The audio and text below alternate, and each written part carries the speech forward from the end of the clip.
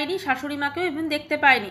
তাদের উপস্থিতি কিন্তু তার ব্লগে যথেষ্ট কম থাকতো, হঠাৎ করে শ্বশুর শাশুড়ির উপস্থিতি কিন্তু বেশি বেড়ে গেছে। ঠিক আছে, এবার মতো তার এই শ্বশুরমশাইকে নিয়ে ভিডিও চলেছে। আচ্ছা, প্রিয়ার যা সেও কিন্তু একজন ইউটিউবার। তো এখন প্রশ্ন হচ্ছে প্রিয়ার শাশুড়ি কোথায় গেলেন, এটা একটা ব্যাপার। প্রিয়া হাবে ভাবে এবং দুটো ভিডিওতে দেখলাম বলেছে যে ও শাশুড়ি মা এখন বাপের বাড়িতে আছে, এবং মানে দুটো তিনটে ভিডিওতে দেখলাম সে বলেছে তার শাশুড়ি মা বাপের বাড়িতে আছে, এবং শাশুড়ি মায়ের যে কাজগুলো করার কথা সেগুলো লজ্জা শরমের মাথাকে প্রিয়াকে এবং তার যাকে করতে হচ্ছে। ঠিক আছে, এখানে আমি আরেকটা লাইন অ্যাড করছি, যেটা আমি আগেই করলাম।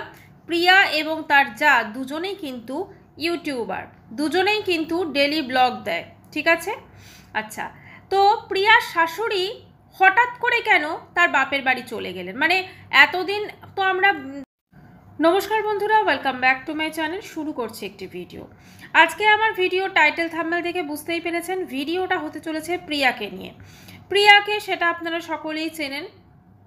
তো এখন হঠাৎ করে আবার প্রিয়াকে নিয়ে ভীষণ আলোচনা হচ্ছে, ভীষণ চর্চায় আছে প্রিয়া। তো ভাবলাম যে একটু আমিও ভিডিও করি। ঠিক আছে, আমি এমনিতে ভিডিওটা দেখবেন ভীষণ ভ্যারিয়েশন রাখি, কারণ আমার ওই একটা জিনিস বা একটা টপিককে নিয়ে আমার কচলাতে ভালো লাগে না, লেবু কচলানোর মতো। আমার মনে হয় একটু যদি ভিডিওতে ভ্যারিয়েশন থাকে তাহলে আপনাদেরও যেমন দেখতে ভালো লাগবে, আমারও ভিডিও করতে ভালো লাগবে। আর আমরা যখন কন্ট্রোভার্সি ক্রিয়েটার, তো সেক্ষেত্রে যেরকম দেখব সেটা নিয়ে ভিডিও করাটাই অবশ্যই বেটার। তো আজকে সেরকমই আমার কন্টেন্ট হচ্ছে প্রিয়া।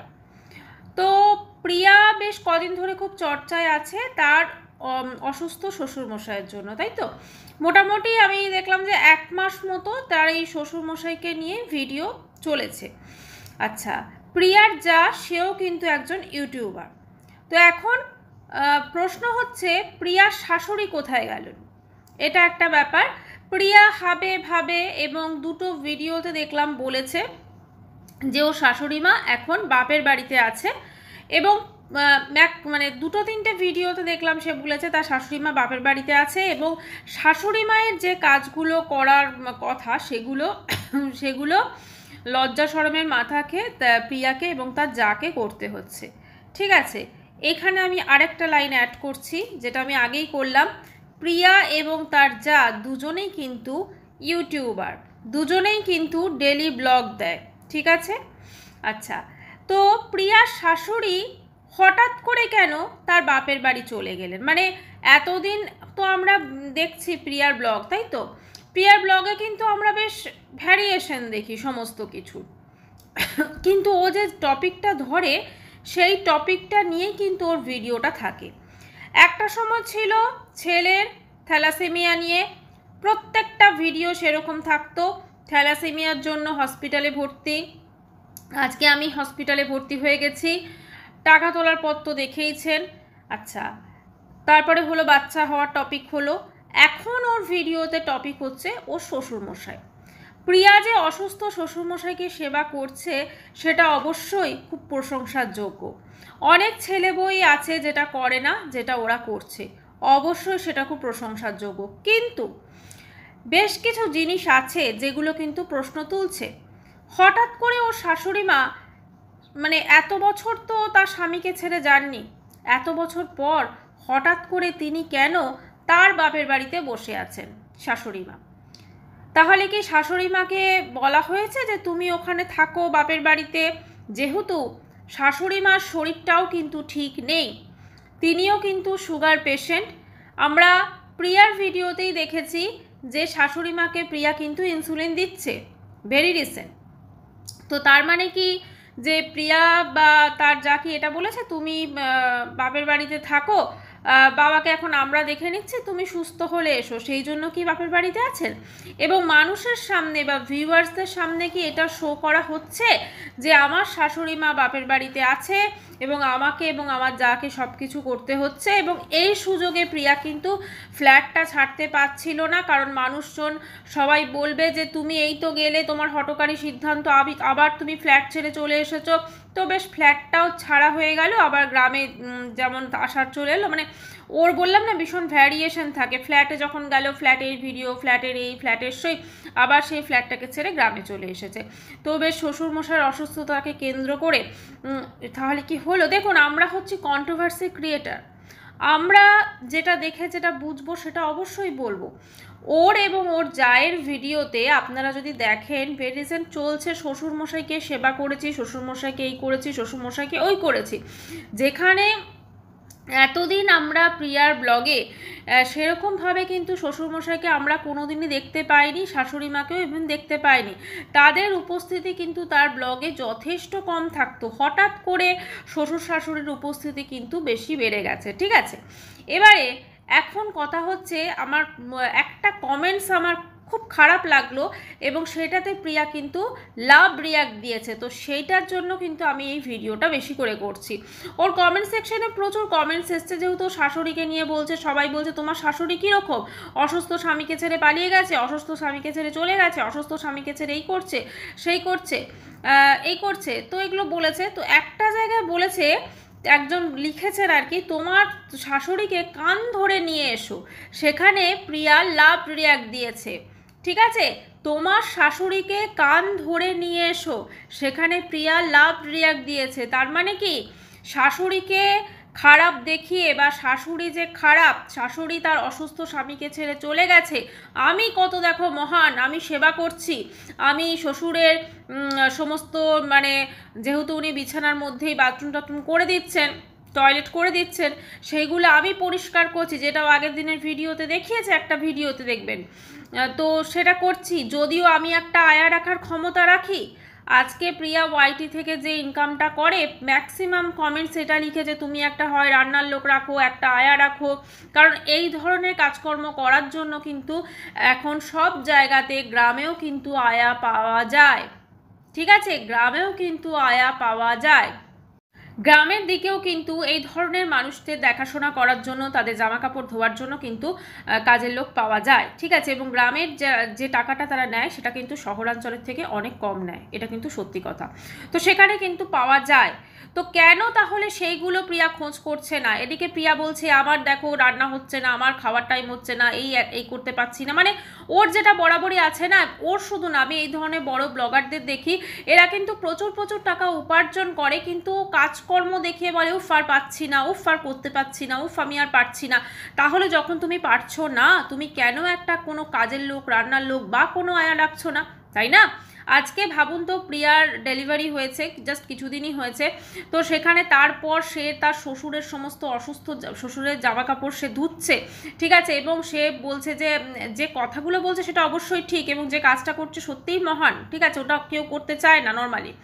তো আমি এখন দেখো শ্বশুরের মেয়ের মতো হয়ে গেছি, আর তো এগুলো যদি তুমি হয়ে গেছো, তো তোমার সেগুলো তো ওভাবে বড়াই করে বলার কিছু নেই, তাই না? আজকে সোশ্যাল মিডিয়াতে যারা ব্লগিং করছে তাদের মধ্যে ম্যাক্সিমাম দেখা যায় তারা ইচ্ছাকৃতভাবে এমন অনেক কাজ করে যেগুলো হয়তো তাদের করার কথা নয়, বা সেগুলো হয়তো তারা মন থেকে করছে না, কিন্তু ভিডিওর স্বার্থে করছে, ব্লগের স্বার্থে করছে। একটা সময় ছিল যখন ছেলে থ্যালাসেমিয়া নিয়ে এই থ্যালাসেমিয়া করে এই ডাক্তার দেখাচ্ছি, এই করছি সেই করছি, তারপরে নিজের প্রেগনেন্সি নিয়ে হলো, ফ্ল্যাটে গিয়ে হলো, এর মধ্যেও তারপরে চলে এলো শ্বশুরমশাই, ঠিক আছে। হ্যাঁ, ও শ্বশুরমশাই সত্যিই অসুস্থ, এবং এটাও সত্যি কথা যে তারা কিন্তু যথেষ্টভাবে দুটো ভাই আর কি, তারা কিন্তু খেয়াল রাখছে, সত্যিই অসুস্থ শ্বশুরমশাই, কিন্তু শাশুড়ি হঠাৎ করে এই মুহূর্তে চলে গেল তার বাপের বাড়ি, এইটা যেন কোনোভাবে হজম হচ্ছে না। তার কারণটা হচ্ছে শাশুড়ি কিন্তু এতদিন শ্বশুরমশাইয়ের সঙ্গেই ছিলেন। হ্যাঁ, ওর শাশুড়িকে দেখে যেটা মনে হলো যে ওর শাশুড়ি একটু বোধহয়, উনি গ্রাম্য মহিলা তো, কারণ উনি বোধহয় ডাক্তার দেখাতে যাবেন বলে বা কিছু ওনার নিজের জন্য সে উনি কান্নাকাটি করছিলেন প্রচণ্ড, উনি একটু, আমরা সকলে জানি, এটা আমি আর খুলে বলছি না, গ্রাম্য মহিলারা নর্মালি একটু এরকম হয়ে থাকেন, পুরনো দিনের মানুষ যারা, কিন্তু ওর শাশুড়ি মা মানে এই বিপদের সময় শ্বশুরমশাইকে ছেড়ে চলে গেলেন, আর তার দু বউ মিলে সেবা করছে, এবং দুজনেই তার প্রত্যেকে তার ব্লগে এই শ্বশুরমশাইকে আজ খাওয়ালাম, শ্বশুরমশাইকে এই করলাম, শ্বশুরমশাইকে থাম্বনেলে ছবি, শ্বশুরমশাইকে খাওয়াচ্ছে, ঠিক আছে। তো এইগুলো কি শুধুমাত্র ভিডিওর স্বার্থে কি বেশি করে করা হচ্ছে? কারণ এটা আমি বলতে বাধ্য হলাম, যেখানে এই কমেন্টসটাতে লাভ রিয়াক্ট দেওয়া হচ্ছে তোমার শাশুড়িকে কান ধরে নিয়ে এসো, শাশুড়ি তো বয়সে বড়, শাশুড়ি তো তার হাজব্যান্ডের মা, যদি আমি এটাও ধরে নিই ওর শাশুড়ির কোনো খেয়াল তোয়াল নেই, সে চলে গেছে, তার বাপের বাড়িতে পড়ে আছে, কিন্তু কেউ যদি এই কমেন্টসটি করে, তাহলে কি প্রিয়ার উচিত হয়েছে এই ধরনের একটি খারাপ কমেন্টসে লাভ রিয়াক্ট দেওয়া? সে তো গুরুজন এবং তার সুগার হয়েছে সম্ভবত, ঠিক আছে, তো তার একটা বয়স হয়েছে, তো হতেই পারে তার এই বয়সে এসে হয়তো মনে হচ্ছে যে সে বাপের বাড়িতে আছে বা কিছু একটা। আবার বলছে সোশ্যাল মিডিয়াতে আমি খুলে বললাম না কি হয়েছে। বয়স্ক হাজব্যান্ড ওয়াইফের মধ্যেও মাঝে মাঝে অনেক ঝামেলা হয়, তারা একে অপরে খিটখিটে হয়ে যায়, কিন্তু সেইগুলোকে যদি তুমি সত্যি শ্বশুরের সেবা করতে চাও অবশ্যই তুমি করো, কিন্তু প্রত্যেকটা ভিডিওতে তোমার শ্বশুর মশাইকে নিয়ে তোমার টাইটেল থাম্বনেল থাকছে এবং শাশুড়িকে কি করে নিচে দেখানো যায় তোমার সেই চেষ্টা থাকছে। এবং শুধু তাই নয়, যারা কমেন্টস করছেন শাশুড়িকে নিচে দেখিয়ে সেখানে তুমি লাভ রিয়াক্ট দিচ্ছ, এই কমেন্টসটা তো অতীব জঘন্য একটি কমেন্টস। এরকম আরও অনেক কমেন্টস আছে যেখানে তুমি লাভ রিয়াক্ট দিয়েছো, ঠিক আছে, মানে তুমি বোঝাতে চাইছো যে তোমার শাশুড়ি তোমার শ্বশুরমশাইয়ের জন্য কিছু করেননি এতদিন, তুমি করেছো, আর এখন তুমি সেটা তাই তো শ্বশুরমশাইয়ের জন্য তো তোমার শাশুড়ি এতদিন প্রচুর কিছু করেছেন নিশ্চয়ই, তারা একসাথে ছিলেন, তাহলে আজকে নিশ্চয়ই তিনি করেছেন তার শ্বশুরমশাই মানে তার হাজবেন্ডের জন্য, তখন তো তুমি করোনি। এখন যদি বয়সকালে তুমি করছো, তাহলে তুমি কেন সেগুলোকে নিয়ে মানে আমি করছি আমার শাশুড়িকে নিচে দেখানো, কেন তুমি সেটা করছো, তাই না? দেখুন, আমরা প্রত্যেকে ওদের ব্লগ দেখছি, আসল ঘটনা কিন্তু আমরা কেউ জানি না। শাশুড়ি মা কেন বাপের বাড়িতে পড়ে আছেন তার সত্যি, আবার আগের দিন দেখলাম ও ভিডিওতে বলছে যে আমার শাশুড়ি বোধহয় এখন সুস্থ হয়ে গেছে, কি আর বলবো বলো। কেন এই ধরনের কথা তুমি কেন ব্লগে বলছো? মানে তুমি কি চাইছো কন্ট্রোভার্সি হোক, তোমাকে নিয়ে আলোচনা হোক? কারণ তোমার এই শ্বশুরমশাইয়ের ব্যাপারটা বা তোমার শাশুড়ি এই ব্যাপারটাই কিন্তু তোমার ব্লগে এখন ভিউজ হচ্ছে ভালো, তাই তো? মানে তুমি চাইছো যে কন্ট্রোভার্সি, তো এগুলো নিয়ে মানুষ তোমাকে নিয়ে আলোচনা করুক এবং তোমার ব্লগে ভিউজ হোক। আর তুমি এবং তোমার যা দুজনেই দেখছি ব্লগিং করো, এরা কি দু যা কিনা জানি না, দু যাই দেখলাম ব্লগিং করে, তো তিনিও কিন্তু যিনি ব্লগিং করেন তিনিও কিন্তু দিয়ে যাচ্ছেন শ্বশুরমশাইকে সেবা করলাম, এই করলাম, সেই করলাম, খাওয়ালাম, এও কিন্তু দিয়ে যাচ্ছে। মানে বেশ শ্বশুরমশাই এখন হয়ে গেছে তোমাদের দুজনের ব্লগের কন্টেন্ট, অসুস্থ শ্বশুরমশাই হয়ে গেছে তোমাদের দুজনের ব্লগের কন্টেন্ট। মানুষ বাড়িতে যারা ব্লগিং করে এরকম বয়স্ক মানুষ অসুস্থ থাকে এবং তারাও কিন্তু সেবা করে, কিন্তু তোমাদের দুজনের ব্লগে একমাত্র এখন এই মুহূর্তে তোমার শ্বশুরমশাই হয়ে গেছে তোমাদের মেন কন্টেন্ট। আমরা যারা কন্ট্রোভার্সি ক্রিয়েটার আছি আমরা অবশ্যই এটাকে অ্যাপ্রিসিয়েট করি যে কেউ ছেলে বউ মিলে বাবাকে এত যত্ন আত্তি করছে, খেয়াল রাখছে, এ করছে, কিন্তু এইটাও ভেবে দেখতে হবে যে শাশুড়ি মা কি সত্যি সত্যি এখন বাপের বাড়িতে আছেন, বা তিনি এত বছর পর হঠাৎ করে তিনি কেন তার স্বামীকে ছেড়ে বাপের বাড়িতে গেছেন, বা তিনি কি সত্যি অসুস্থ, বা এখানে এই চেষ্টা হচ্ছে না তো যে শাশুড়ি মাকে নিচে দেখানো যায়, যেখানে এরকম একটি কমেন্টসে লাভ রিয়াক্ট দেওয়া হয়েছে যেখানে বলা হয়েছে যে তোমার শাশুড়িকে কান ধরে নিয়ে এসো। এরা ব্লগিং করছে অবশ্যই, কিন্তু তার সঙ্গে সত্যি আমি মানে রুচিবোধ শিক্ষা দীক্ষাতে আমার প্রশ্ন আসছে এবারে। একজন গুরুজন মানুষ যে তার হাজব্যান্ডের মা, তাকে কান ধরে নিয়ে আসো এইরকম একটি কমেন্টস করা হচ্ছে, সেখানে লাভ রিয়াক্ট দেওয়া হচ্ছে, মানে তোমার শাশুড়ি খারাপ, তুমি মহান, তুমি কি সেটা দেখাতে চাইছো? যাই হোক বন্ধুরা, ভিডিও স্বার্থে এরা অনেক কিছু করতে পারে। আজকে অসুস্থ শ্বশুরমশাইকে ও যে সেবাটা করছে বা যেটা আমাদের সামনে পোট্রে করছে বা দেখাচ্ছে সেটা অবশ্যই প্রশংসার যোগ্য এবং সেটা সমাজে হয়তো খুব সুন্দর একটা বার্তা বহন করে, কিন্তু তার সাথে এটাও ভেবে দেখতে হবে এরা হচ্ছে ইউটিউবার, এরা হচ্ছে ব্লগার।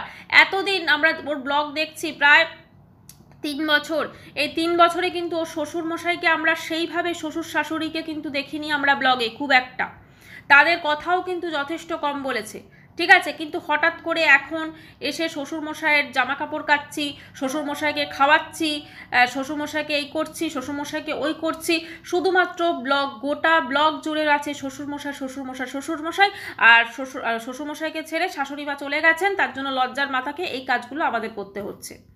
এইটা কি যদি তুমি করেও থাকো, সেটা কি তোমার ব্লগে, তুমি একজন ইউটিউবার, তুমি একজন ব্লগার, আজকে এই কথাগুলো যখন তুমি সোশ্যাল মিডিয়ায় বলছো, একটা সময় তুমি বলেছিলে যে তুমি যে কথাগুলো তোমার সোশ্যাল মিডিয়ায় হয় সেগুলো তোমাদের পাড়া প্রতিবেশী এরা শোনে, তাহলে তোমাদের পাড়া প্রতিবেশী এগুলো করতে পারছে না?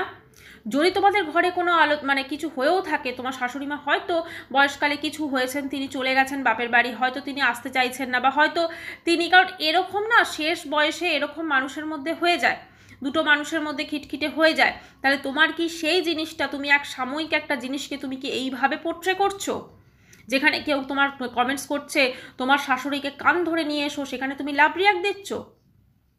যাই হোক বন্ধুরা, নজর তো অবশ্যই থাকবে এবং সে নিয়ে তো অবশ্যই ভিডিও আসবে। পরবর্তী ভিডিওতে আপনাদের সঙ্গে দেখা করছি। আজকের ভিডিওটি আমি এখানেই শেষ করছি। বাই।